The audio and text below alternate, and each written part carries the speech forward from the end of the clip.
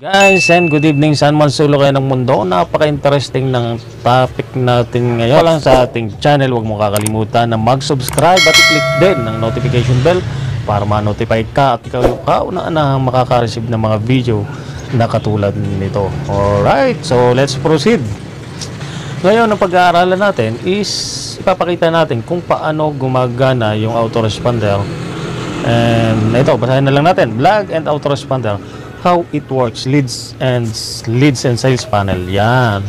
So ngayon malalaman mo, maintindihan mo kung bakit halos lahat, no? Halos lahat ng mga company o ng mga online marketer ay gumagamit na ng sales funnel, no? Okay, bakit? Bakit sila gumagamit? May pakita natin yung ating business automatically. Okay, unang-una, syempre, kung gagamit tayo nito, lahat naman ng business ay nabubuhay lang sa traffic. Okay? So kung hindi ka magki-create ng traffic, wala ring silbi yan. Katulad ng Facebook. So dito yung pinaka main source ng traffic. Kung hindi ka magki-create ng traffic sa Facebook, wala ring silbi. Sa vlog natin, sa Twitter, YouTube. So lahat ng yan nangangailangan ng traffic. So kailangan nating maipakita sa mga tao.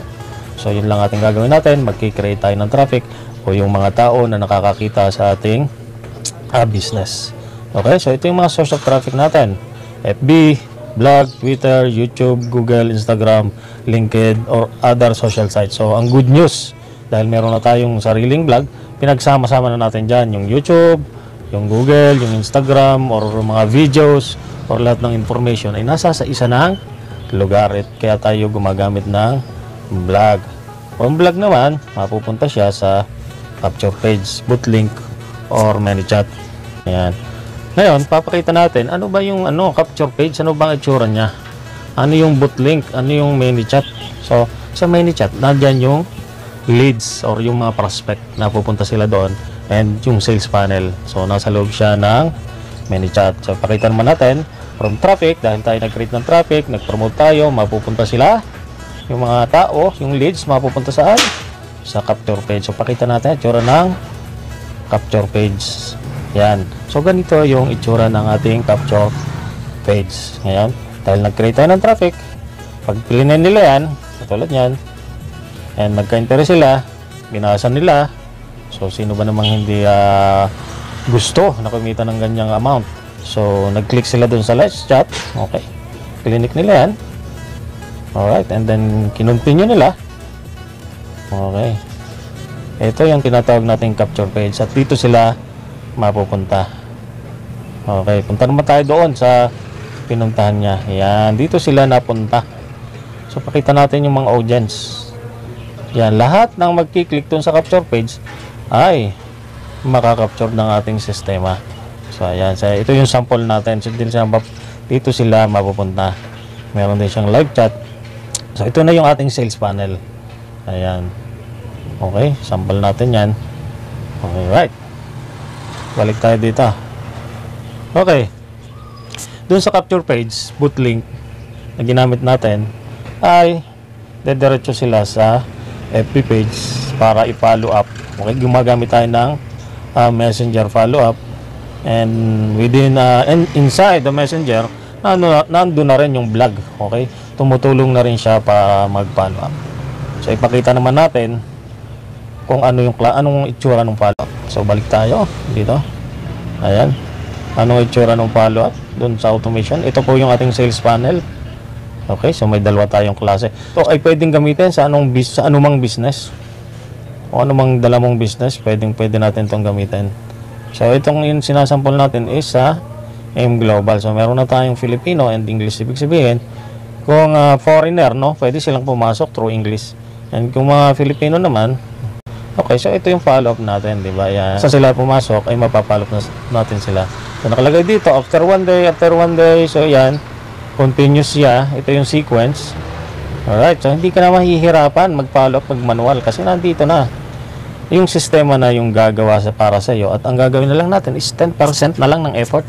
Ano yon? Yung pag-provide ng traffic. Ito doon sa pinakauna. Magpo-provide ng time traffic, papupuntahin natin sa ating capture page, and yung system ang bahala mag-follow up. Kaya, sobrang napaka-importante nito. And from dito sa follow up, syempre yung may bridge page, okay? yung mai-build mo yung brand mo, makilala ka nila, siyempre hindi naman sila bibili or sasali sa inyo kung hindi ka naman nila kilala. So ayan, makakapag-build ka ng iyong pangalan. Alright. And then from FB page, ito yung OPP, ito yung mga follow-up. Mayroon nandyan na yung sales presentations. Bahala na rin yung sistema ng mag-sales close. Sabi ko nga, 10% effort na lang tayo. Kung halimbawa, may nagtanong sila dun sa particular na question, tayo yung sasagot. Okay, pwede nating sagutin din. Aside from automated na yung iyong system. Okay.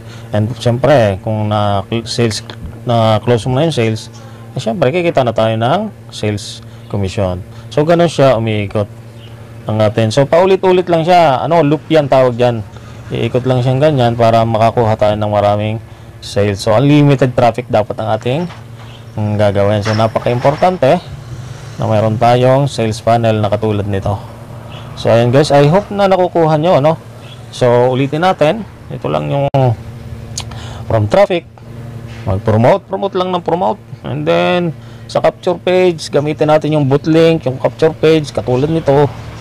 Summarize natin yan. Pag nag-click sila dyan, mapupunta sila sa ating page. Okay, saan ba yung page natin?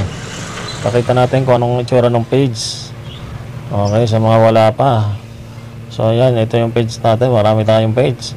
Halimbawa, itong solution natin. Dito sila mapupunta. Lahat ng prospects ay manonotify ka. Lahat makikita mo sila kung ano yung tanong nila. So, naiipon. And dito sa ManyChat.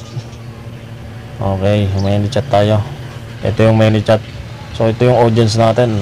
Diba? Kung anong nakikita mo dito sa ManyChat, sa yung sales funnel, makikita mo rin sa iyong fan page. Nakagandahan lang dito, siyempre, ito, makikita mo lahat yung traffic. Okay. And may live chat din yan. Okay, halimbawa dito gano'n na karami yung traffic na na-create natin.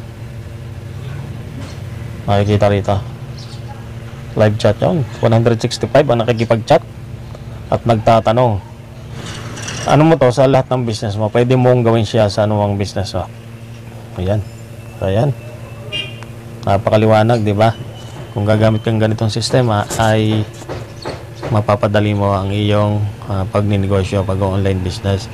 Pero sabi ko nga, disclaimer lang natin na kailangan, napakahalaga ng traffic kasi wala rin silbi ang tools mo kung hindi ka makakapag-create ng traffic, napaka-importante.